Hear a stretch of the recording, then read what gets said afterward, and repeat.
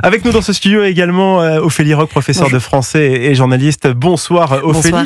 Alors j'aimerais parler avec vous deux, avec vous Vincent et avec vous Ophélie, de cet allongement de la rétention des étrangers dangereux en centre administratif. Allongement qui devait passer de 90 à 210 jours, allongement que le Conseil constitutionnel a retaillé. Donc Bruno Retailleau, lui, va présenter un texte modifié. Pour ça, le ministre de l'Intérieur compte demander l'avis au Conseil d'État et présentera son nouveau texte au plus tôt devant le Parlement. C'est ce qu'il dit. Alors ma question est simple, Ophélie, Vincent, qui s'y colle, qui voudra, allez-y. Si sa première demande de 210 jours de rétention n'est pas passée, pourquoi un nouveau texte qui demanderait 210 jours de rétention au lieu de 90 aurait plus de chances d'être validé? Et en plus, si c'est la même chose et qu'on change juste quelques mots, j'ai toujours cette question qui me turlupine depuis 48 heures. Comment se fait-ce que des juristes n'aient pas anticipé le problème? C'est une vraie question. Après, est-ce que, en effet, c'est très étonnant cette idée de dire, alors, je vais proposer une seconde mouture finalement, puisque la première n'a pas marché pour des raisons en plus qui ne changeront pas. C'est-à-dire qu'en effet, on estime que c'est pas constitutionnel d'imposer ça à des personnes d'origine étrangère. Mais la vraie question, elle est aussi. Il dit une phrase intéressante. Il dit, mais avant de la reproposer, finalement, j'en parlerai aux gens du Conseil constitutionnel. Donc on a l'impression en fait qu'il est en train de dire bon, cette version-là que j'ai voulu faire de manière un peu légaliste en passant par toutes les étapes indispensables de la loi n'a pas marché, qu'à cela ne tienne, je vais tenter de négocier. Donc là on est presque dans quelque chose qui est non seulement un aveu de faiblesse d'une certaine manière, mais ça à la limite c'est pas de sa faute, c'est pas de sa faiblesse personnelle à Bruno Retailleau, c'est la faiblesse et la force, ça dépend dans quel sens on se prend, mais du Conseil constitutionnel. Mais oui, en effet, à part négocier, et encore une fois, moi je veux bien qu'il y ait une négociation, mais dans ce cas-là, est-ce que l'essence même du Conseil constitutionnel, c'est de négocier? C'est-à-dire qu'il n'y a rien qui va finalement dans cette histoire. En tout cas, pour Bruno Retailleau, Vincent Roy, c'est au peuple souverain de se prononcer sur les questions de la sécurité et de l'immigration. Le ministre de l'Intérieur plaide pour un référendum. Est-ce qu'il pourrait l'obtenir? Vous avez une souveraineté populaire et une souveraineté nationale. Voici qu'elles sont toutes les deux bafouées par 9 sages, enfin... Le mot n'est peut-être pas propre. Alors moi, je me suis posé, je vais vous dire, je vais mettre les pieds dans le plat, je me suis posé la question de savoir, après la nomination de Monsieur Ferrand comme président du Conseil constitutionnel, s'il n'était pas téléguidé, c'est une hypothèse qui n'appartient qu'à moi, je n'en suis que le seul responsable, s'il n'était pas téléguidé par Emmanuel Macron pour faire du mal à Monsieur Retailleau et au Premier ministre François Bayrou. On peut quand même se poser la question. Écoutez, pensez aux victimes. Pensez aux victimes. Vous lui reconnaissez pas son indépendance?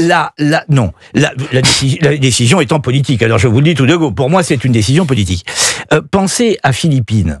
Pensez à Philippines, cette jeune fille qui a été tuée, qui est à l'origine en fait de cette loi qui demande à garder plus longtemps les étrangers dangereux, puisque c'est jusqu'ici que les étrangers terroristes qui peuvent rester jusqu'à 210 jours. Par contre, ceux qui ont violé, ceux qui ont tué, eux, 90 jours et après dehors. Et on peut les remettre dans la nature. Et c'est ce qui s'était passé pour le cas de Philippines, où l'individu, si le temps d'allongement était plus important, eh bien le Philippines n'aurait pas été tué.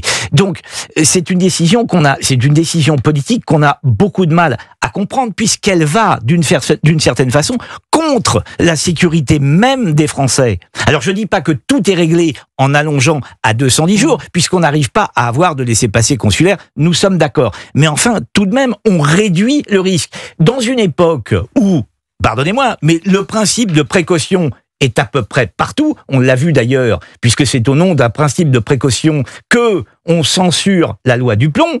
Et là, dans un cas comme celui-ci, le principe de précaution ne s'applique pas et on censure. Donc, je me suis dit, cette décision était politique. Est-ce qu'elle n'est pas téléguidée? Voilà. Alors là, je me permets juste, mais c'est vrai que c'est un petit peu toute l'ambiguïté de cette France qui se veut universaliste, pays des droits de l'homme.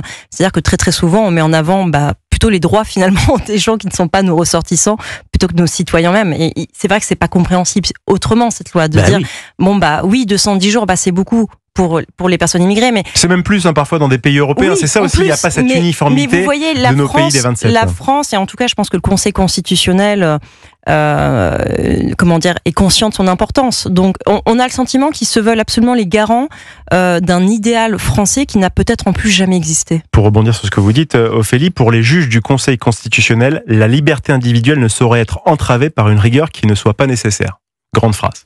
Oui, alors les phrases sont très très jolies, c'est très ronflant, hein, ça ferait sans doute plaisir à un styliste du XVIIIe siècle, mais c'est surtout que non, c'est vain. Enfin, encore une fois, on peut pas partir du fait qu'il y a, comme vous le disiez, enfin, il y a des drames avec la jeune Philippine, qui a été comme ça massacrée, et puis on continue à nous dire que oui, mais sans justification, oui, mais on sait pas. Non, mais s'il y a des étrangers qui sont en plus sous OQTF, c'est que de toute façon, il y a un souci. Donc, c'est pas un moment de dire, les pauvres, on les martyrise. Ils sont venus de manière illégale, on leur demande de repartir. Le temps, justement, de pouvoir les faire repartir dans des bonnes conditions. S'il faut 210 jours plutôt de 90, ça me semble, je vois pas en quoi c'est inhumain, en fait. Vincent Roy. Il y a un problème.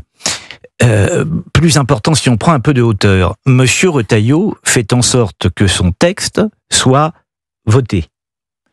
Le texte est voté. Voici qu'il est retoqué par des gens qui n'ont pas été élus. C'est-à-dire, les 9 sages sont nommés. On a là... Ils sont pas législateurs. On a là... Et donc, pas législateurs et par conséquent, pas légitimes. On a là... Ils sont là pour faire respecter la Constitution, oui, donc ça se défend aussi. La lettre de Gaulle sur le Conseil constitutionnel est éclairante. Il n'est pas chargé de rendre des décisions politiques. Il est chargé effectivement de faire respecter stricto sensu la Constitution. Ce que je voulais vous dire, c'est qu'à partir du moment où la représentation nationale donne un texte, sauf à ce qu'il soit évidemment en disant il faut enfermer dans le plus grand arbitraire des Boualem sans sales algériens, voyez où je veux en venir, sauf à ce que ces décisions soient totalement absurdes, là nous avons un problème qui est posé, qui est celui de notre démocratie.